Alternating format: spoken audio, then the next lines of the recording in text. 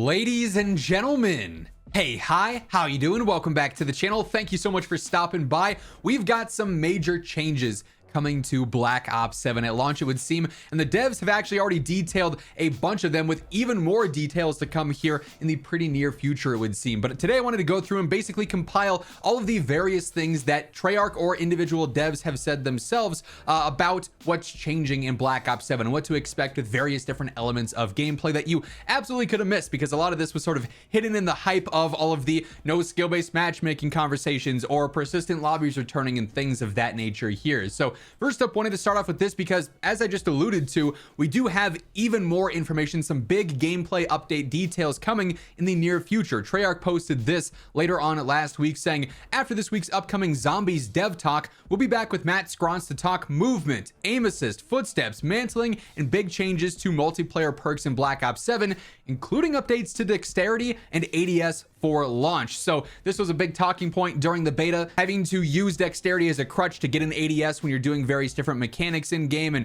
the perk balance being a little bit iffy and aim assist being overpowered, and they already confirmed they were making tunes to that. And so we're going to get specifics here, actual details very soon. So of course, when all of that does end up surfacing, you guys know I'll be covering it here on the channel right as it happens. So stay tuned for that, alongside everything else going on in the world of Call of Duty, by hitting that subscribe button, turning on those post notifications. We are of course climbing closer and closer to 1 million subscribers. And as we do go through all the various other gameplay details that the devs have revealed, if you guys enjoy the video, be sure to drop a like on it as well. It's always really appreciated. So a little while back, Merc, previous pro of course, ended up posting saying Overload looks interesting. Initial thoughts are that it's basically Blitz 2.0. I personally had a lot of fun in the mode. I think that's going to be a great competitive mode. Not a fan of the radar pulse. Not sure I love 2 goals. Seems difficult to defend, especially if the enemy has a radar and an OBJ player can use their weapon. Attacking should have some sort of disadvantage. And to this, we actually got a quote from Matt Scrons saying, we've already disabled the carrier radar pulse for the CDL variant of Overload after we had pros in recently. Look forward to more feedback after more folks get hands on. So for those worried about the potential competitive balance of Overload, they're already making adjustments. They're already making changes to this mode just based off of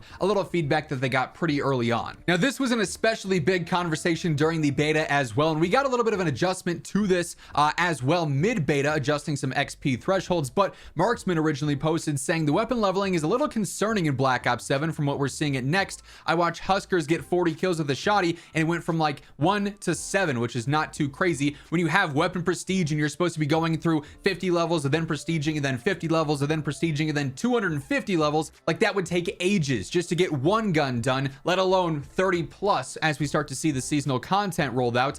And Matt Scrons does say, I wouldn't worry too much about leveling. We're dialing it in differently for Next, beta, and then launch as well. Marksman replies and said, appreciate the response. Ever since Vanguard's 60 to 70 weapon levels and it taking quite a bit of time, it's something I definitely pay attention to now. And Lawrence Metten does reassure yet again that basically XP thresholds, specifically in this case weapon XP, is going to be adjusted quite a bit. And we actually saw this adjusted, like I said, mid-beta, where they actually lowered the weapon XP thresholds. They made it much easier to level up weapons basically and made it so you earn more. But what's really important is this last sentence here, basically saying we want the goal to be rewarding, but with 250 weapon levels and prestige master being a thing, we don't want it to be an outrageous grind. So they are presumably going to be toning down how much XP it takes per weapon so that you can actually achieve some of these prestige master things and not have it take an entire month just to get 1 out of 30 weapons done. We've briefly talked about this one before, but I do think this is another point that is especially important this year for Black Ops 7 and how it relates to Warzone. Call of Duty, in a slightly edited tweet since,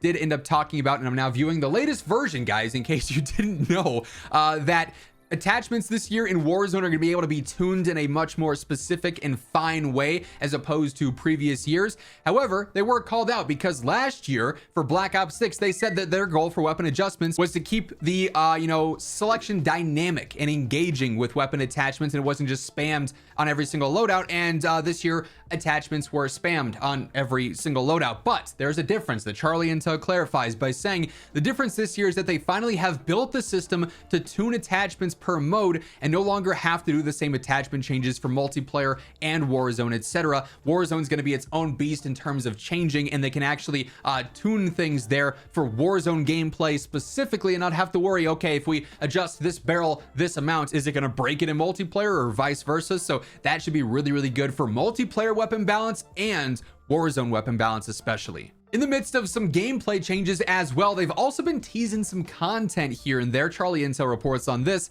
Treyarch is teased on the latest Call of Duty podcast episode that Yemen and or Meltdown from Black Ops 2 are going to be a part of the 7 maps coming to Black Ops 7 by the end of season 1. So of course, some classic Black Ops maps here from Black Ops 2, Meltdown and Yemen. Both fantastic maps in my opinion. I remember some fantastic gameplay going on each of these maps back in the day, but some classic maps coming during season 1 to look forward to. Another big one here, and this was actually one of my main complaints during the beta in the various different feedback videos and review videos that we did. COD Warfare Forum ended up posting this saying, the amount of times I've been killed from behind in the beta is unreal. I've had people come up right behind me and I can't hear their footsteps. Now and again you get to hear them. It's either the footstep audio is really low or bad, or there's too much other stuff going on. And Brian Toohey, the audio director at Treyarch, ended up responding saying, we'll investigate. So this basically ensures us that there's going to be some audio tuning, some audio mechanics tweaked or adjusted for launch here. So if you are concerned with the audio like I was during the beta, hopefully this means at launch things will be a little bit more dialed in and you can actually hear footsteps when enemies are around you, and it's not a major surprise if you get shot in the back. Or I guess in theory you shouldn't get shot in the back because you'll hear footsteps and you can turn and react.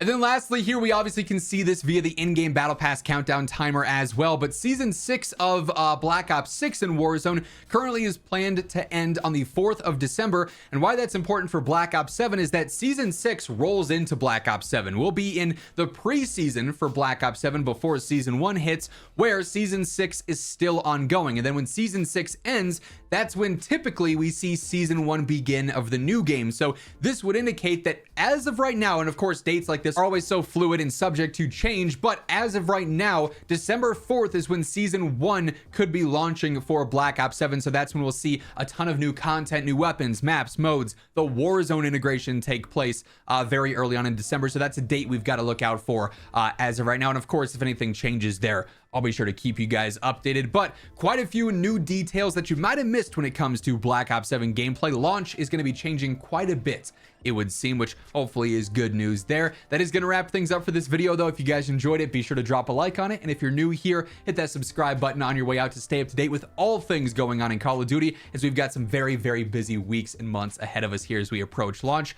Once again though, thank you so much for tuning in, and until next time, take it easy, have an awesome rest of your day, and I'll catch you later. Peace out.